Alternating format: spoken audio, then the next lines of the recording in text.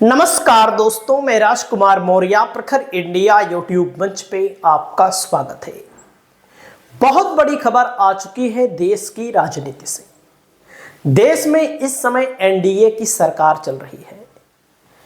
इस समय भारत के प्रधानमंत्री नरेंद्र मोदी तीसरी बार प्रधानमंत्री भले बने हैं, लेकिन बैसाखी के सहारे पर बने हैं। वह बैसाखी है चंद्रबाबू नायडू की और नीतीश कुमार की। चंद्रबाबू नायडू और नीतीश कुमार के नाराजगी की खबरें लगातार आती रहती हैं, लेकिन अब भारतीय जनता पार्टी के ही सांसद भारतीय जनता पार्टी का साथ छोड़ दें तो कहीं ना कहीं भारतीय जनता पार्टी और मोदी के लिए एक बहुत बड़े चिंता का विषय है, चिंता का सबब है। तो खबर जो आ रही है दोस्तों, खबर कहां से आ रही है? खबर आ रही है बंगाल से। बीजेपी ने सबको हराया, हर राज्य में अपनी सरकार बनाई। हालांकि कई राज्यों में बीजेपी चुनाव हार गई। लोकसभा के चुनाव में बीजेपी कई राज्यों में धराशायी हो गई, लेकिन पश्चिम बंगाल में भारतीय जनता पार्टी के लिए जो खबरें आ रही हैं वो बहुत ही बुरी है। खबर क्या है?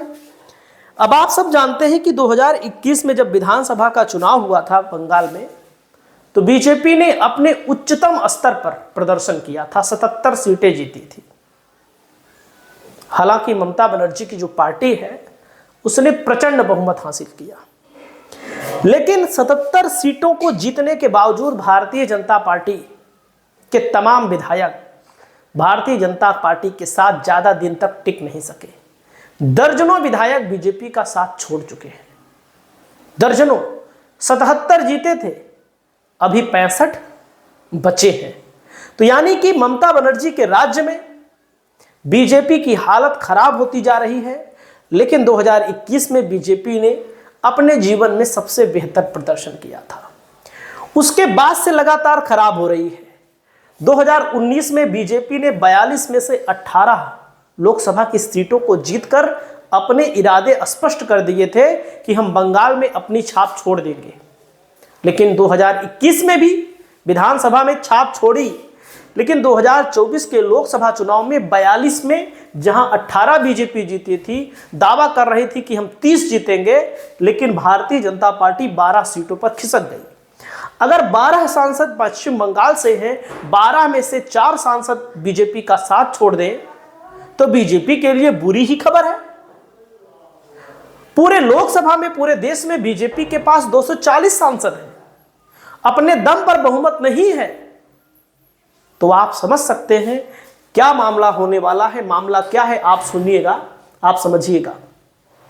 विधायकों का बीजेपी छोड़ने का सिलसिला जारी।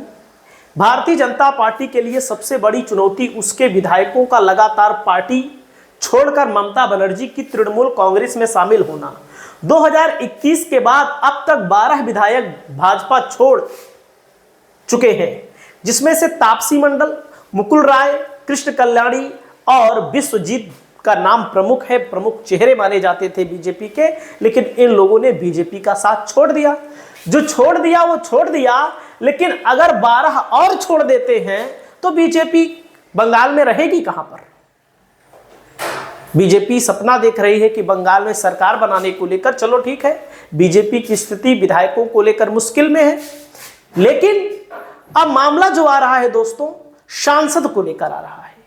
आपको मैं बताना चाहता हूं सांसद को लेकर क्या मामला आया है। यहां पर पहले आप सुनिएगा।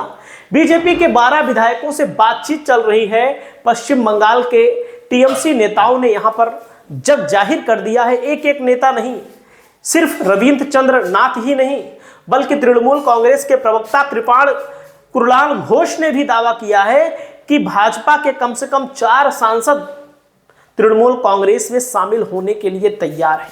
4 सांसद, एक एक सांसद बीजेपी के लिए महत्वपूर्ण है। विधायक भी महत्वपूर्ण है, लेकिन मान लीजिए विधायक उतना महत्वपूर्ण नहीं है, लेकिन केंद्र की सरकार को चलाने के लिए सांसद तो महत्वपूर्ण है। क्योंकि नीतीश कुमार और चंद्रबाबू नायडू अगर साथ छोड़ दे तो बीजेपी अल्पमत में आ जाएगी। तो अब बीजेपी के खुद के 4 सांसद अगर छोड़ने जा रहे हैं इस खबर के मुताबिक, तो आपको क्या लगता है? इसमें आप देख सकते हैं नाटाबाड़ी के पूर्व विधायक और उत्तर बंगाल के पूर्व विकास मंत्री रविंद्रनाथ घोष ने दावा किया है भाजपा के 12 विधायक तृणमूल कांग्रेस में शामिल होना चाहते हैं। बातचीत चल रही है उनके दावे को लेकर। अब उत्तर बंगाल में राजनीतिक हलकों में अटकलें तेज हो गई हैं। तो आप लोग समझिए यहां पर क्या होने वाला है। और इस मामले को लेकर के नीतीश कुमार, चंद्रबाबू नायडू के बाद बीजेपी के अंदर खुद ही बगावत के सुर बुलंद हो रहे हैं। 4 सांसद अगर छोड़ रहे हैं तो आप समझिएगा कि लोकसभा में बीजेपी के 4 सांसद कम हो जाएंगे, जो मोदी और शाह के लिए बहुत ही बड़ी चुनौती साबित हो सकती है। आपकी क्या राय है? आप अपनी राय को बताइए। नमस्कार।